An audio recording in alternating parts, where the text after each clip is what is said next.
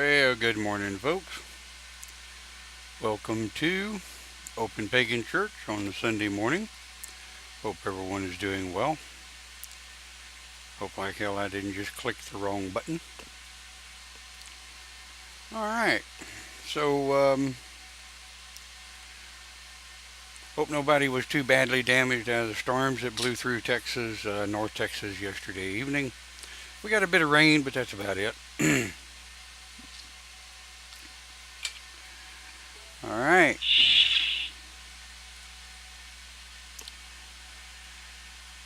And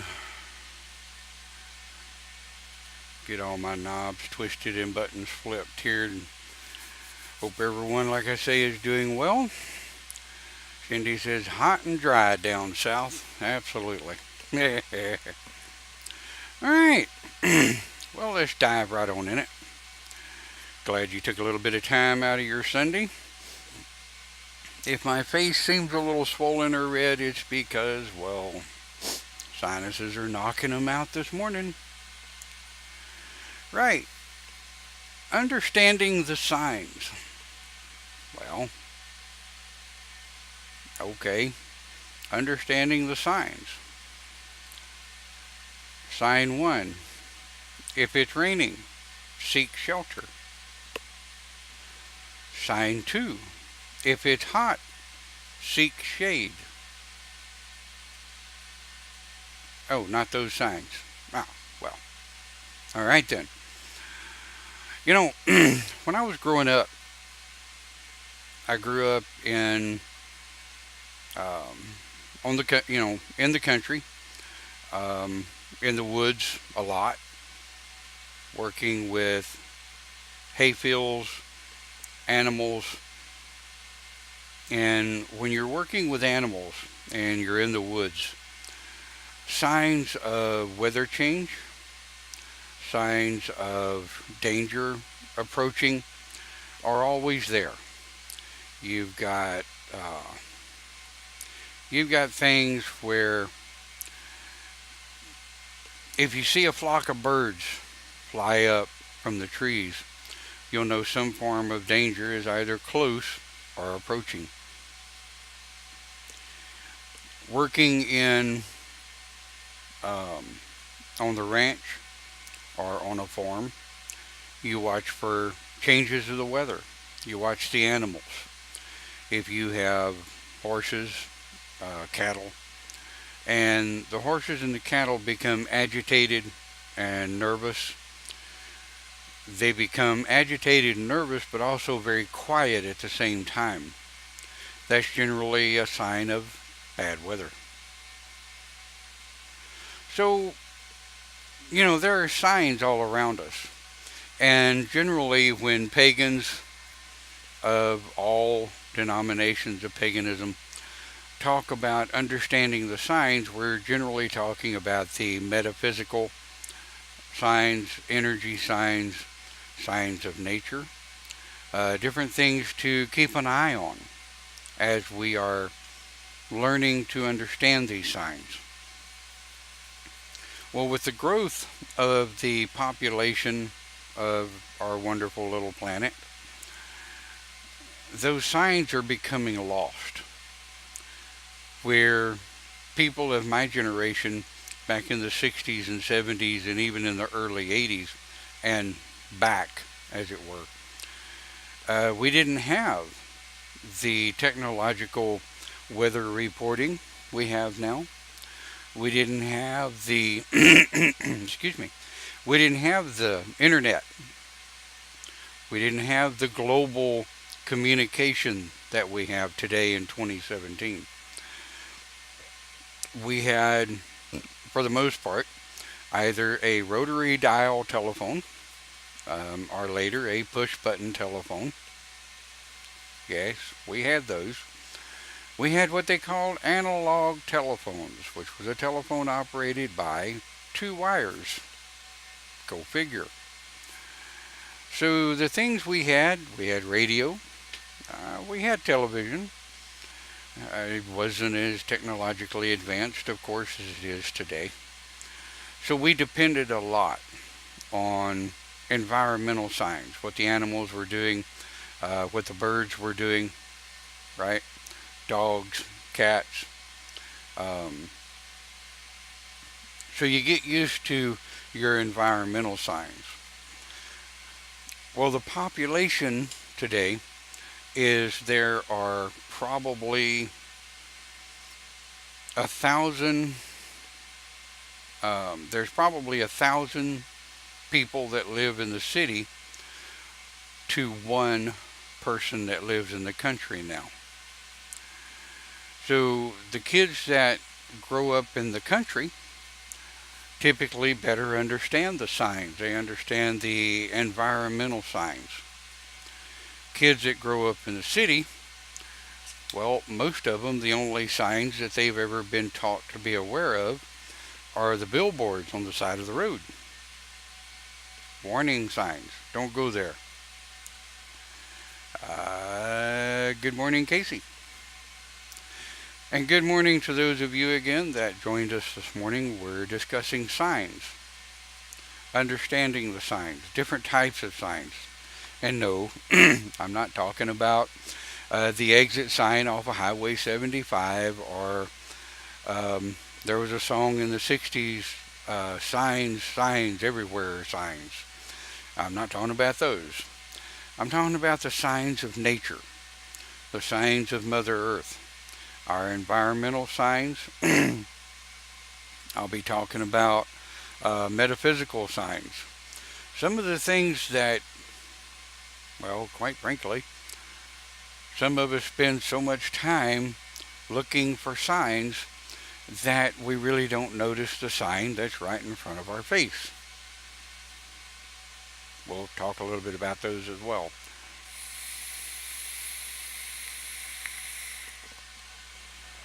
So, everybody be sure that you've got your drink of choice, coffee, Dr. Pepper, well, soda. Um, if you're drinking the hard stuff, friends, don't let friends post drunk. I say that every New Year's.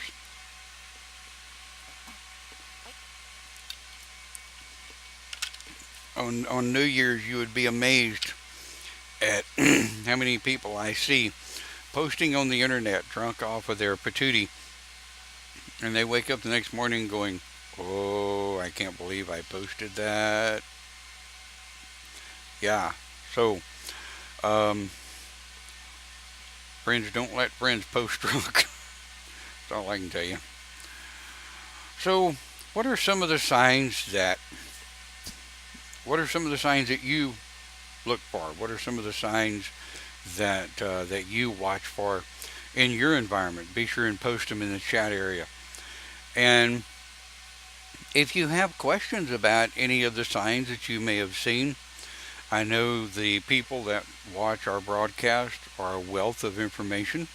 I have my opinions as a shaman and as a pagan minister, and I know that bukudos of others might have an opinion or a thought about a sign that you might have a question of. Michelle says birds and animals, absolutely. Watching the creatures that we share the earth with are an excellent way to tell what's going on around us.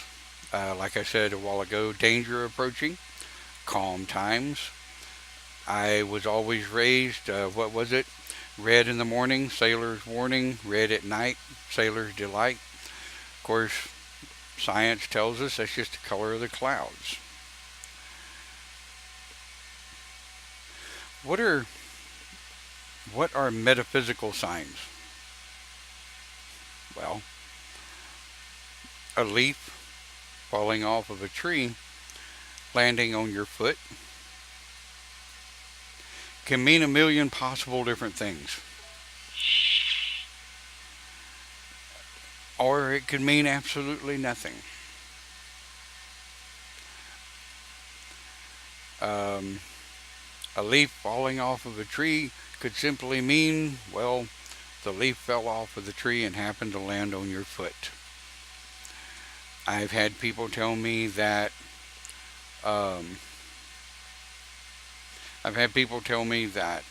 a leaf that fell off of a tree and landed on their foot warned them not to take the trip they were fixing to take.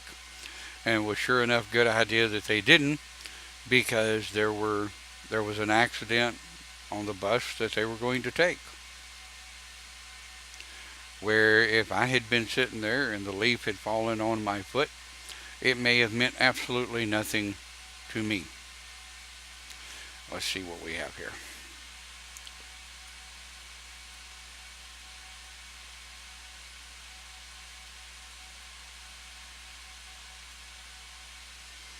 You're right.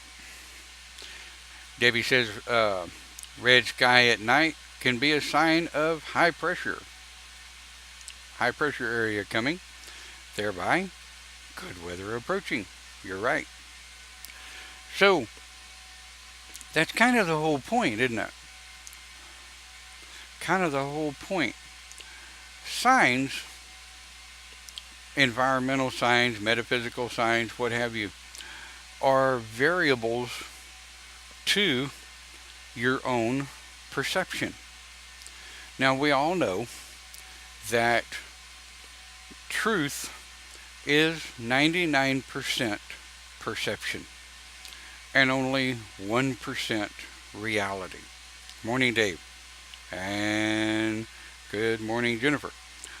When you're talking about reading signs, a lot of the villagers of the ancestors, they had a wise woman, shaman,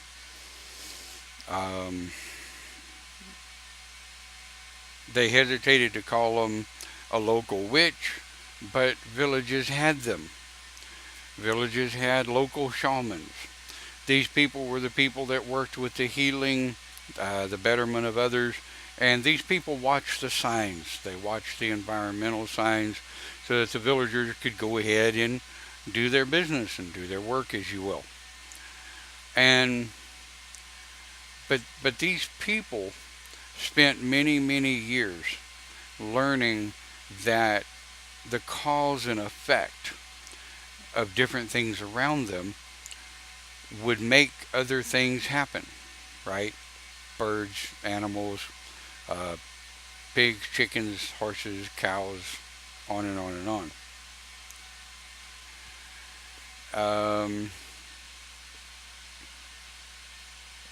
Michelle says, sometimes I can smell my mom's perfume in the room. She's been dead since 2001. Well, that's a sign. It's a sign you smell your mom's perfume. She may have dropped by to say, hey, and kick you in the shin and make sure you're doing the right thing. Well.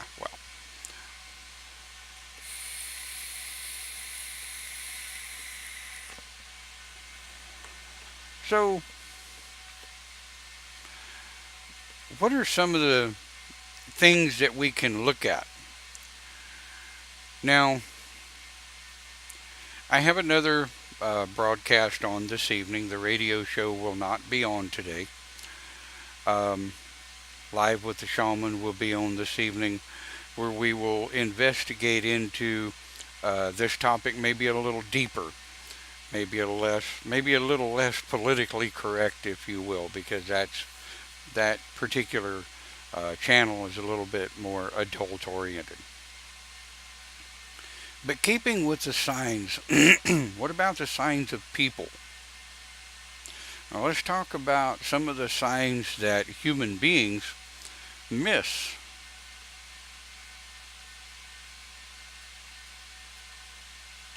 Anybody ever seen up front and personal a cattle stampede? And I mean up front and personal as in there, not just on TV. If you've never firsthand experienced a cattle stampede, it's an interesting experience, I promise you, most definitely. People are not much different when it comes to auto reaction of signs, right?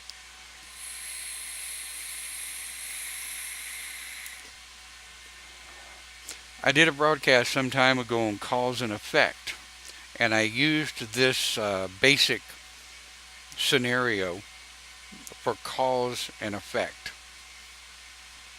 But I'm going to use the same basic scenario for signs. Okay? This is a sign of danger that engages the fight or flight mechanism in human beings. Okay? Busy street full of people, people shopping, looking around, running amok, doing the things that they do. And one person comes screaming down the street, "Run for your lives, run for your lives," and he's screaming and he's scared to death, or he appears to be scared to death.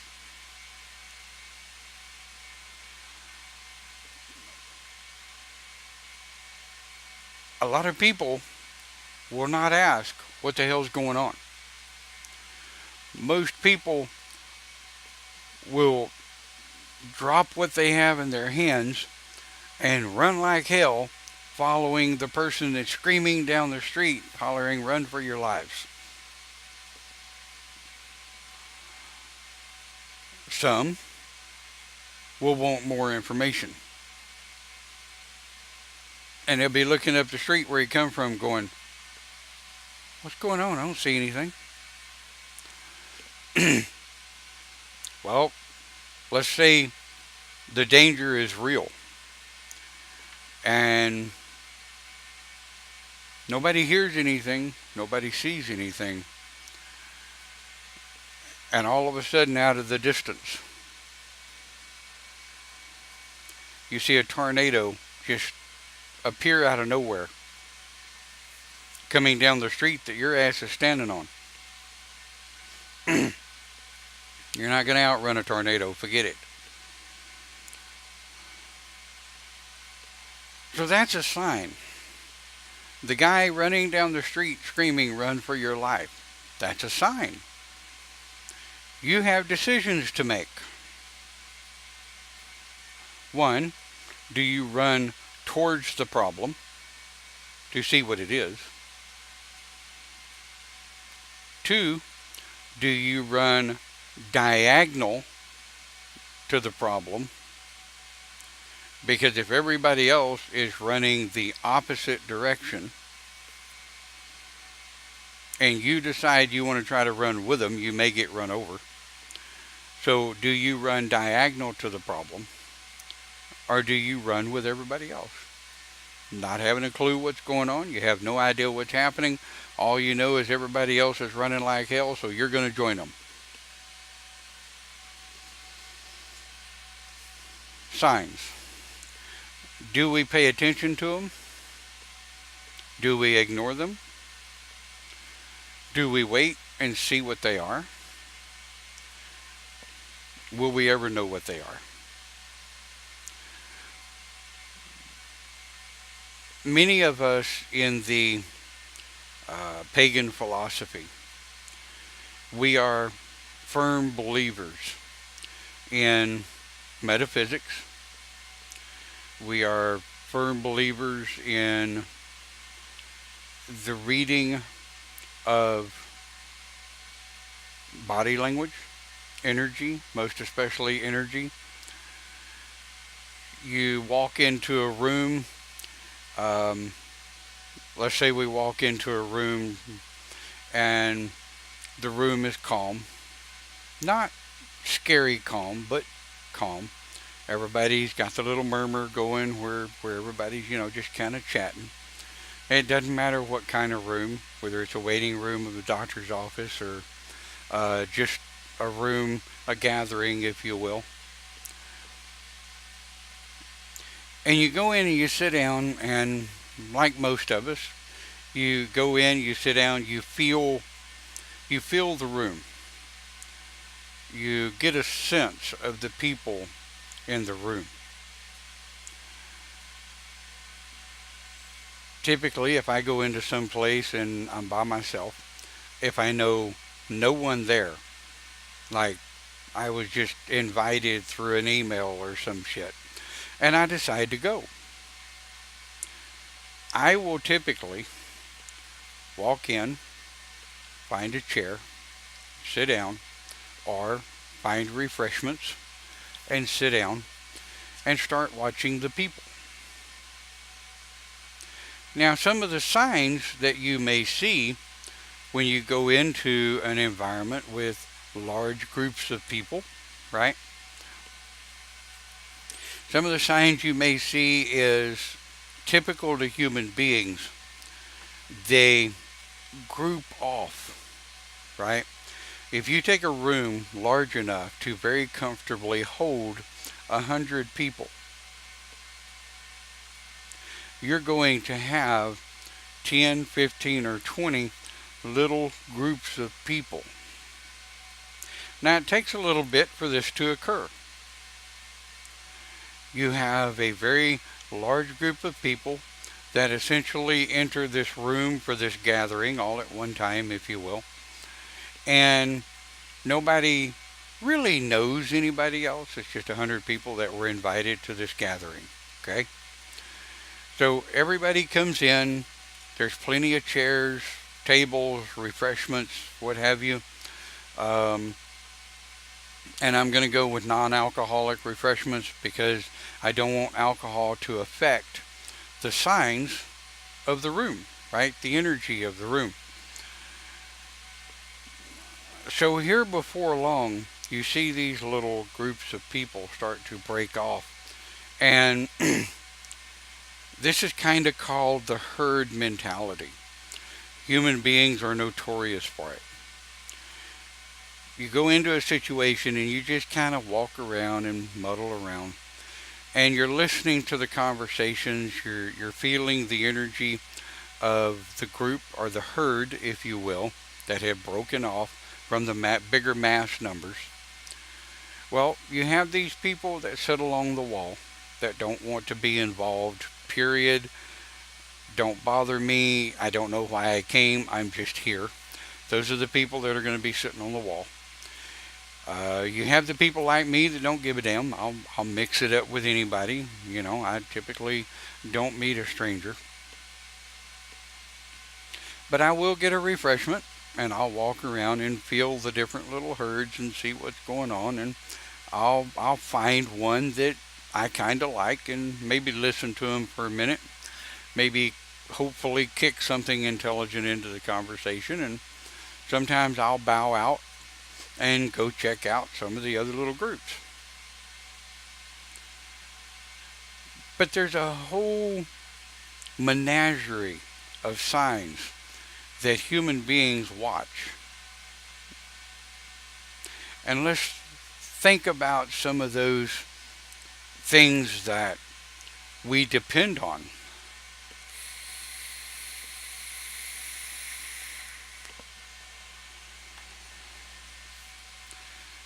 Let's talk about our senses. And I'm talking about people with all of their functioning senses, right? Hearing, sight, smell, taste, verbal communication. So all of our senses are relatively checked. We've walked in the room. The first thing we do when we walk in, we feel, right? We open up, feel what's going on. We look around, check out the actions, the motivation, the conversation. Is it really, really loud? Is it just a low hum of people talking? So we're listening. We're seeing, right? What's one of the signs that people soon forget? What's one of the senses that people soon forget when they walk into a group of people? Anybody? What do you think?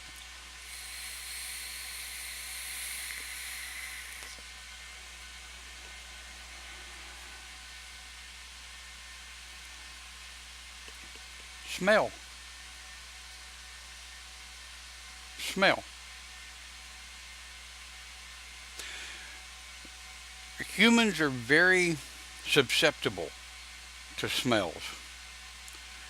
Now, my poor old nose has been broken many times over. Sinuses up here in North Dallas suck, as you can tell by my voice this morning. But I still have a very sensitive olfactory, if you will, a very sensitive sense of smell to certain smells.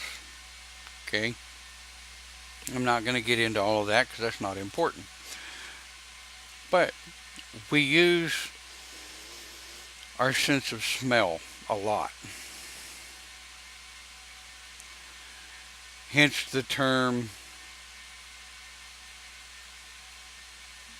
herbal. Damn, I lost the word.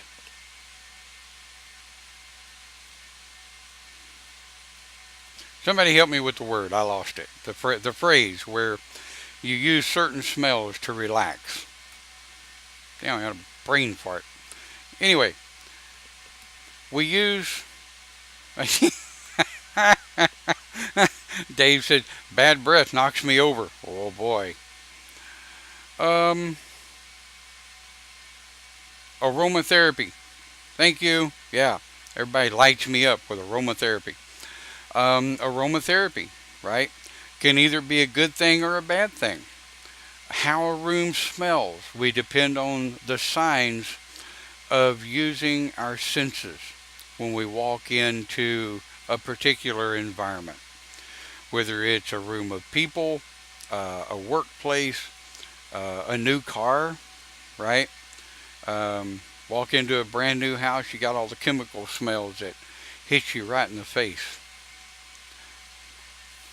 So signs of olfactory senses are important. Taste is very important. Understanding the signs of taste, certain flavors. Camille loves lemons. I can't stand lemons. Though every once in a while I will drink some lemon juice because I know it's good for you. Ooh. And of course then I walk around for about 10 minutes with my cheeks and my lips all curled up and buckled up. And that's poke out of my head. Lemons will do that to you.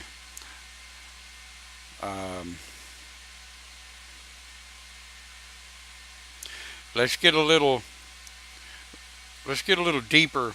I'd like to get a little deeper into some of the signs when we come back from our break.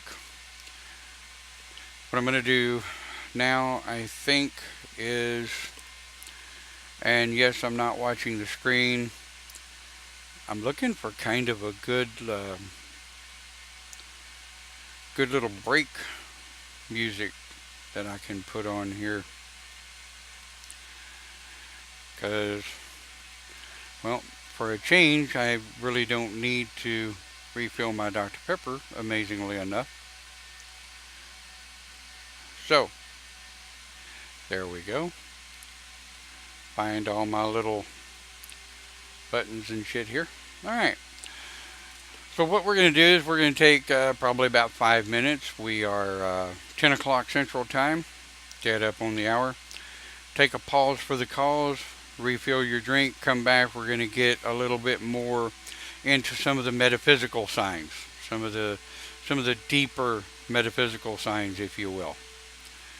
So, enjoy the music, and we will be back shortly.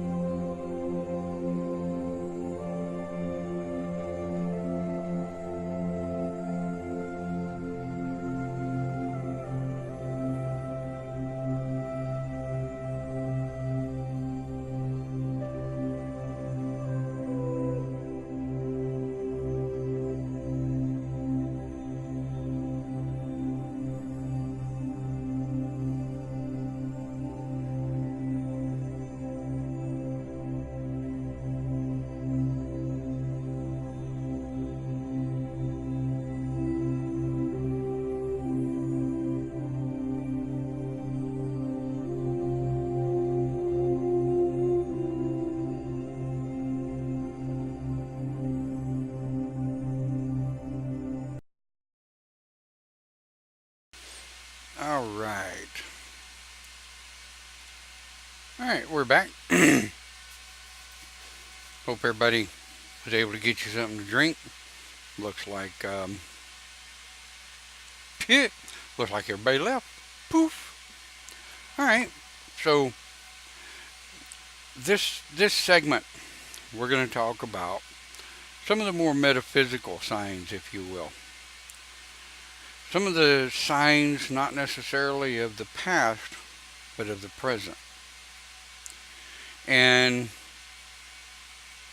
some of the signs that a lot of us ignore. And I'm not even going to talk about weather signs. I'm not going to talk about human signs. A lot of us, most of us, know those. We know the signs of anger. We know the signs of sadness, happiness, anxieties, some of us. We know the signs of the weather. If it's starting to get dark outside, clouds are getting heavy, there's generally an issue coming. Jennifer says, what music was that? Let me copy and paste that URL.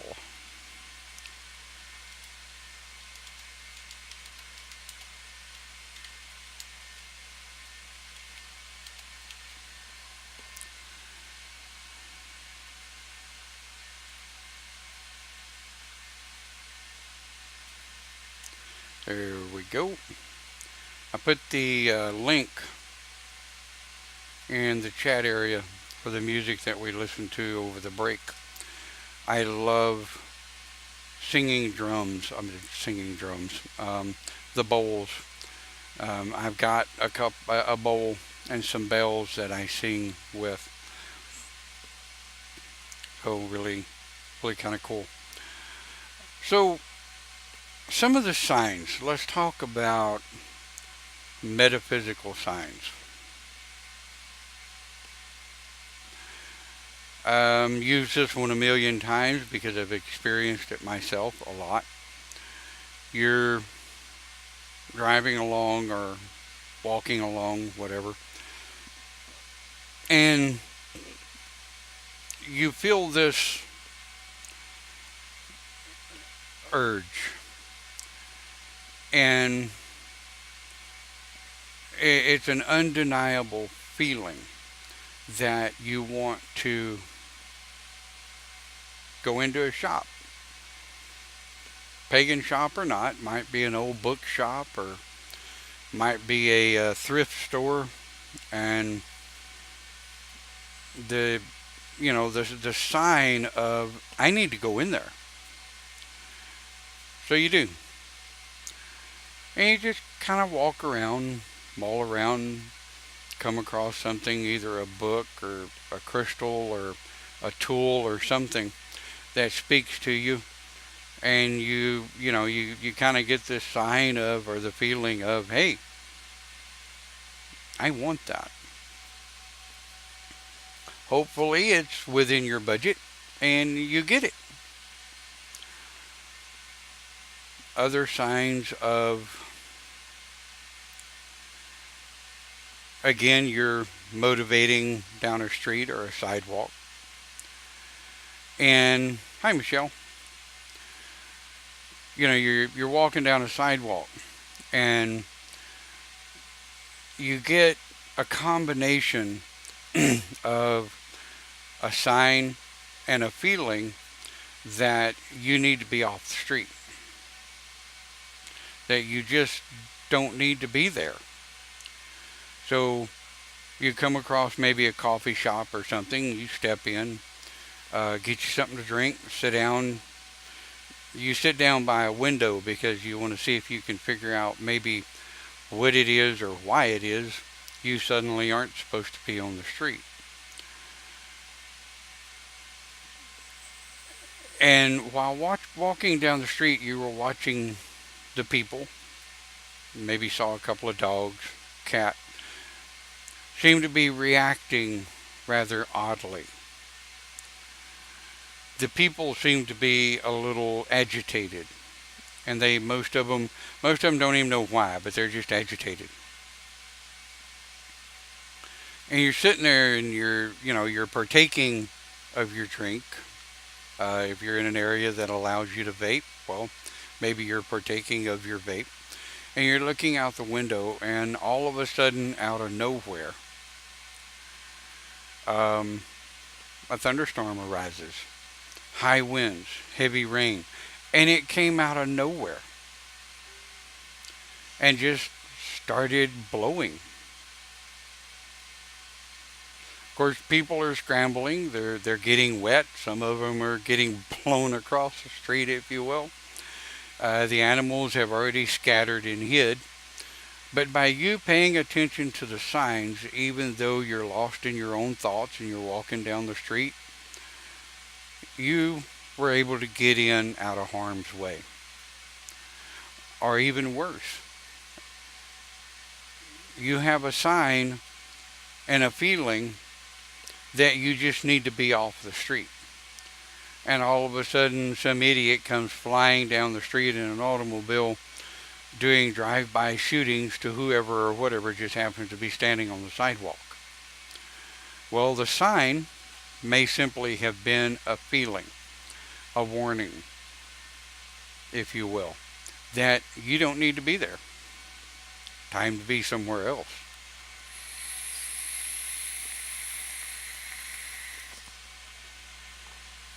So a sign may not always be a physical, visible, audible sign. If anyone has ever smelled the air after a heavy crack of lightning relatively close, you can smell the ozone. It's kind of a sickening, sweet, almost burnt sugar smell is what ozone smells like. And when I was younger, way younger, one of my tasks was to ride the fences and be sure that none of the fence lines were damaged, barbed wire fence down. If they were, I I repaired them. Debbie says ozone smells like the sea to her. Yeah, well, I hear you. But in the process of riding those fences, the skies may be clear where I can see them, but all of a sudden I get the nasal smell of ozone. And I learned at a very young age that is a sign that I need to find shelter. Well, if you're out in the prairie, out in the middle of nowhere, there's you, your horse, your knapsack, hopefully maybe some kind of tent if you have one. If not, all you have is your sleeping bag. And what we used to carry is a tarp that we could wrap around our sleeping bags and cover our heads, and another tarp for our saddle if we needed to unsaddle the horse, as it were. Well, you smell the ozone. That's a sign typically of high electrical charges in the air, which is attracting a thunderstorm. Or at least it was in the area I grew up. So you seek shelter of some kind. You try to tie off your horse.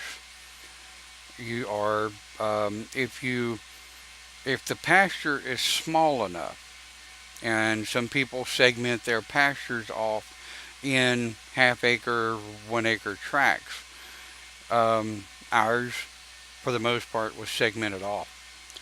So what I would do is unsaddle the horse, remove the bridle, and just let the horse run in the pasture that I was in. And wrap up, if whether I had enough time or not. The last thing you want is a wet saddle on a wet horse with a wet rider. Been there, done that, not comfortable. So what I would do is wrap the tarp around the saddle, anchor it the best way I could, tie it off to a fence post or something so it didn't blow away. Then I would lay the other tarp out, zip up in my sleeping bag, scoot down on the tarp, grab the tarp, and just roll up in it and pull just enough over my head where I could look up and see out, but I was still out of the weather. South Central, most of the South Central rainstorms in the summer last about 10 minutes. And it'll come a turd floater inside that 10 minutes where it may rain a good 2 inches in 10 minutes. And then it's gone. But I had the sign. I learned the signs. I understood the signs. That particular sign was an olfactory. It was a nasal sign. You have the sign of what we now call a supercell, what we used to call tornado clouds coming at you. You begin to understand what tornadic clouds look like. In south central Texas, they were greenish gray in color. Some of them had little drops of clouds coming down out of them. Those were generally tornadoes trying to form. Well, the last thing you want to do is be stationary when a tornado hits. You want to be ready to run diagonally of the tornado. And a quick tornado lesson here, if you will. If you can't see a tornado moving, now listen close. If you cannot see the tornado moving one direction or the other, then that means it's either coming towards you and your eyes can't focus fast enough, or it's going away from you, in which case I have found through experience that if it's going away from you, it's going to appear to get smaller. But if it's coming at you, tornadoes move extremely quick. You're not going to see it coming at you. It's going to look like it's standing still. Tornadoes never stand still. So you want to run diagonal to the direction of the tornadoes moving. Don't run away from it. Don't be an idiot. Run diagonal to it. And keep running. Keep running until you can't run no more. Or until you can turn around and see that the tornado is moving. Just a little FYI. But that's a sign, right? Now, what about the more elusive signs? Like I was talking about earlier with the leaf. Well, the smart-ass answer would be to say, if one sees a branch falling out of a tree, that is a sign to get the hell out of its way.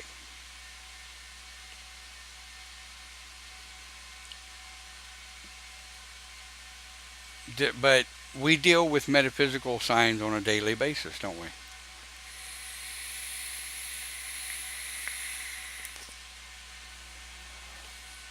How about a sign that no one else sees?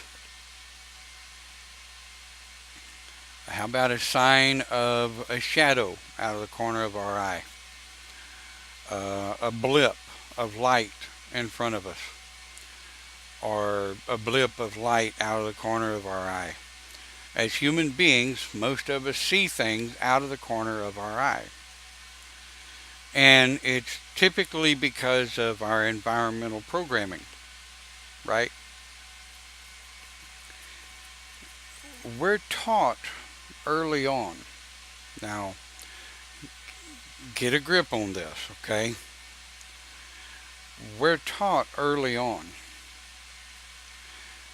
If you can't see it, touch it, smell it, or feel it, or taste it,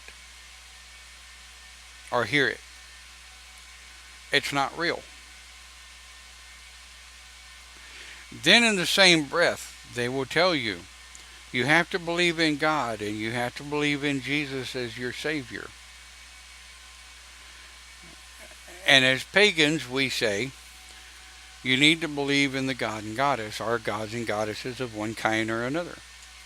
As pagans, we believe in spirits, we believe in spirit guides, we believe in gods and goddesses, we believe in the ancestors communicating with us, we believe in passed on family members visiting us. We believe, and we believe that some of us are people of the gateway, people that help spirits make it home safely. Well,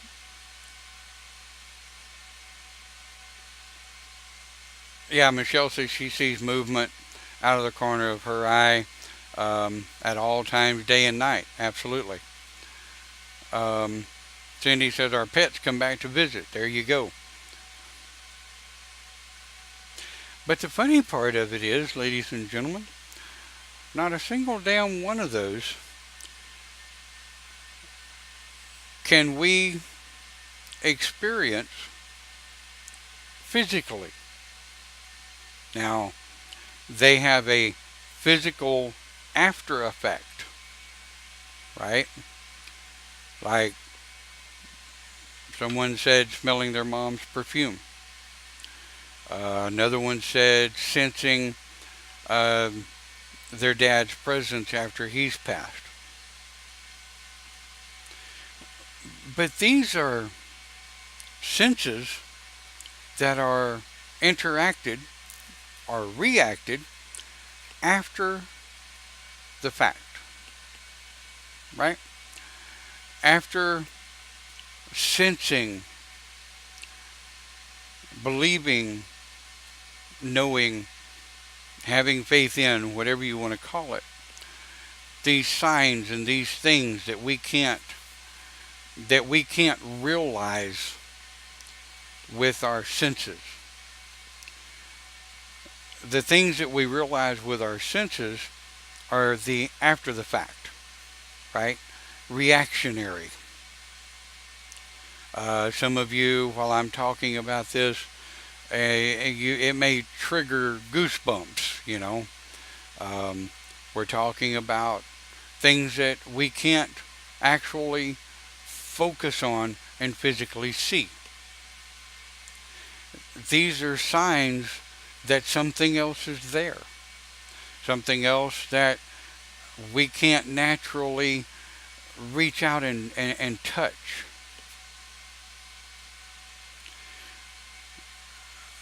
I've never yet, as long as I've been doing this, I've never yet actually physically seen my grandmother on this plane, who passed away back in 2001, something like that. But I've sensed her. I've sensed her presence. I've heard her words in the back of my head.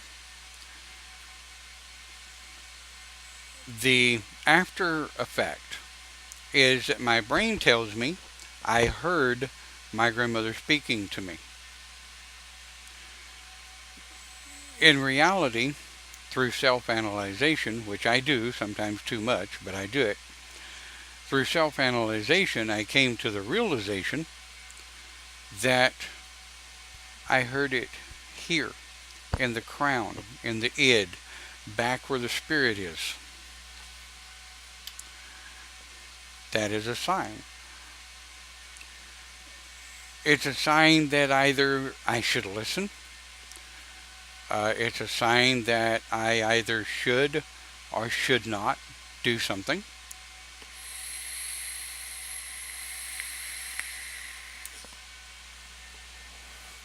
It could be any number of signs.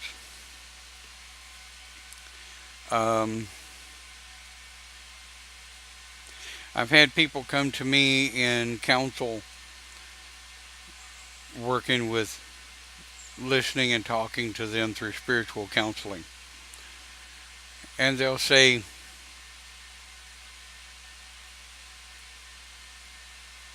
everything is breaking. Excuse me.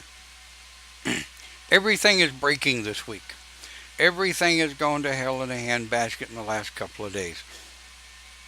Life has just gone to shit.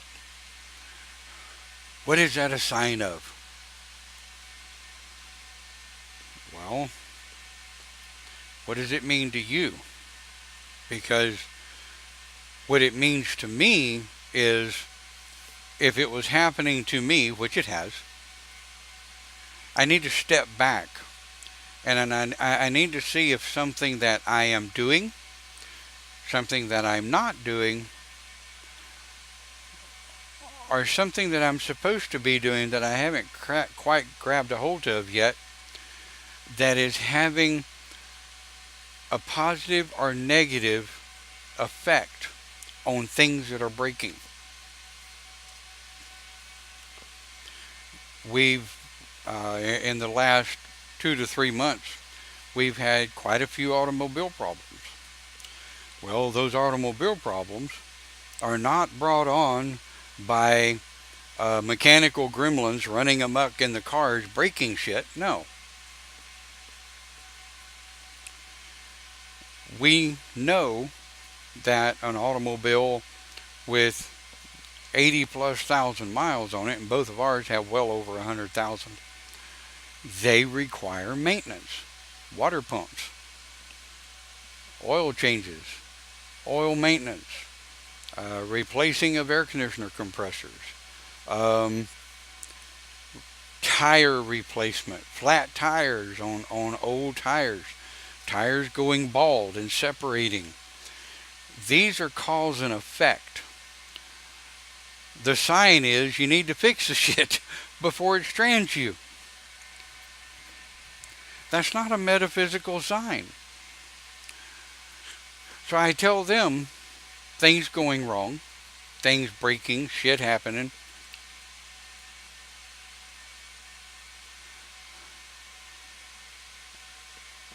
Were they things you were supposed to fix? It may be a sign that you need to get off your ass and do something.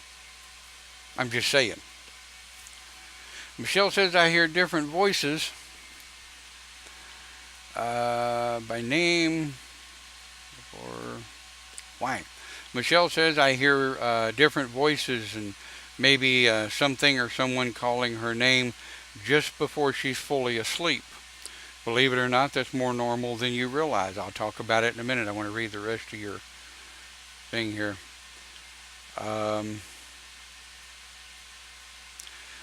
Sometimes they're very mad sounding.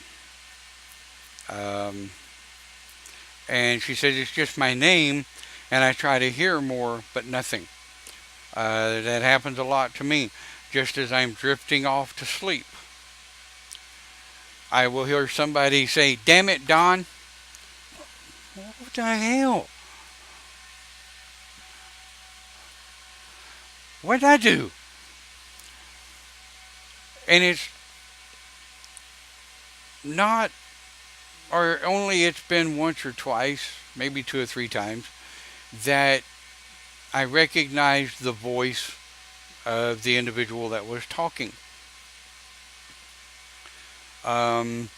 Sometimes I'll be drifting off to sleep and I'll hear, Don, Don. I'm like, okay, you've got my attention. What can I do for you? Nothing. Not a damn thing after that. Yes, both of the Michelles. I got 2 Michelles here having a chat. To both of you Michelles, yes, that is relatively normal. Coming at it from a emotional, psychological standpoint, okay? Now, again, I say I'm going to come at it from an emotional, psychological standpoint, not a metaphysical standpoint. Because a metaphysical standpoint is up to you to decide what it means to you. Got that? Okay? So to tell you what it means, I can't. It has to mean something to you. Um, One of the Michelle says it's always my mom. You might, in your mind, say, Mom, what do you want? Don't expect an answer, but listen for one. The key, don't expect an answer, but listen for one. If you get one, great, more power to you. If you don't, look, Mom, I'm really trying to get some rest here. Could you chill? Be respectful.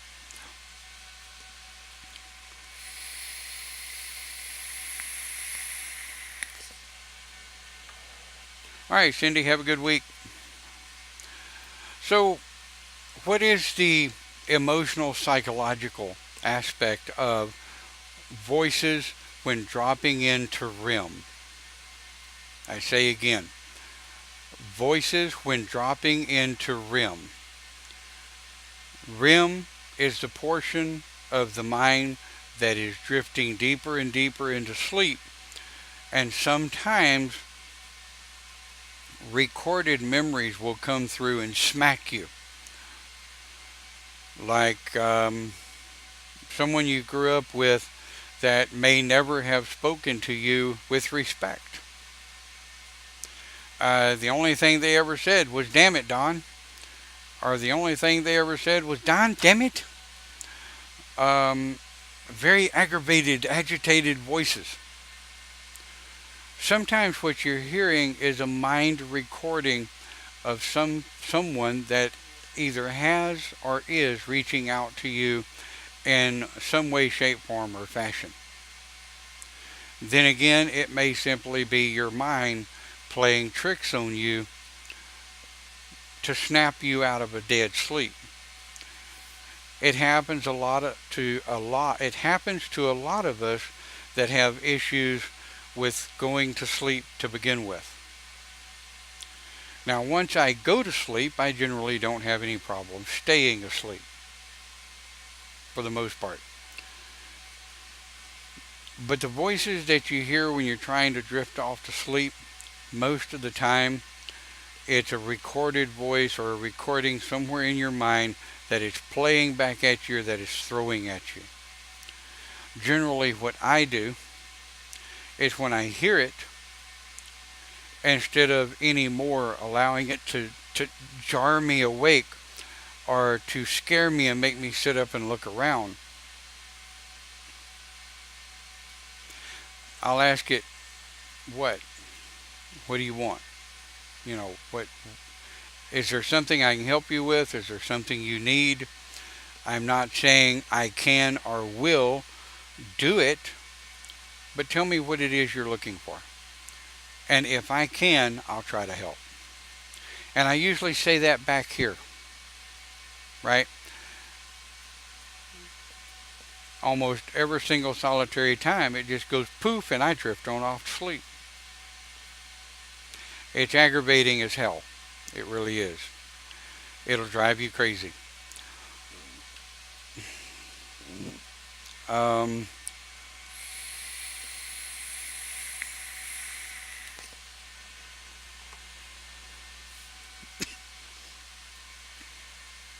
What else?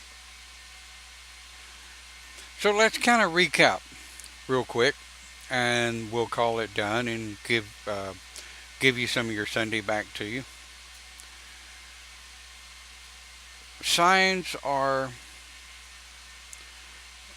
more down to perception than anything else, especially if we're talking about metaphysical signs, signs of energy, signs of the way we perceive signs. Now, if you see a physical sign that says do not enter, I recommend you follow the instructions of the sign and do not enter. Right? I recommend that if you see a sign on the road that says one way only, do not enter, I recommend you don't enter that one way only. Right? because the outcome could be not so much fun. So, a lot of the signs, and Dave talking about one where he went to a Hindu temple, and in his mind he heard, "Go to the door." Absolutely. If it feels right, and I say this again, if it feels right, look at it. If it feels like it's someplace that's not comfortable to you, don't go. Dave says, "Doctor." I don't like doctors either. But sometimes I have to go. And sometimes the signs of my physical body say, "Hey, stupid, you need to go to the doctor." I recommend you listen to that sign, because it'll either bed your ass or kill your ass if you don't. Right? You get sick. We don't like getting sick. So understanding the signs is your responsibility, isn't it? The way you interpret the signs of the weather, the signs of animals, signs of humans, things that the planet is doing on a daily basis, these types of signs, it is our responsibility to recognize them, to realize them, and either act or not act on them. Right?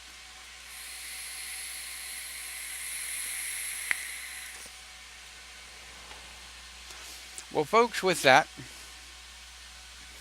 yep, it's that time. I'm going to give you some of your Sunday back. I want to thank you for listening, joining us here on Open Pagan Church. We're here for all, every Sunday that we can. You don't have to be pagan to join us. You don't have to be spiritual to come and kick in and put in your comments respectfully, I hope. Come, join us. We're open to all. Kick in your thoughts and your comments, your ideas.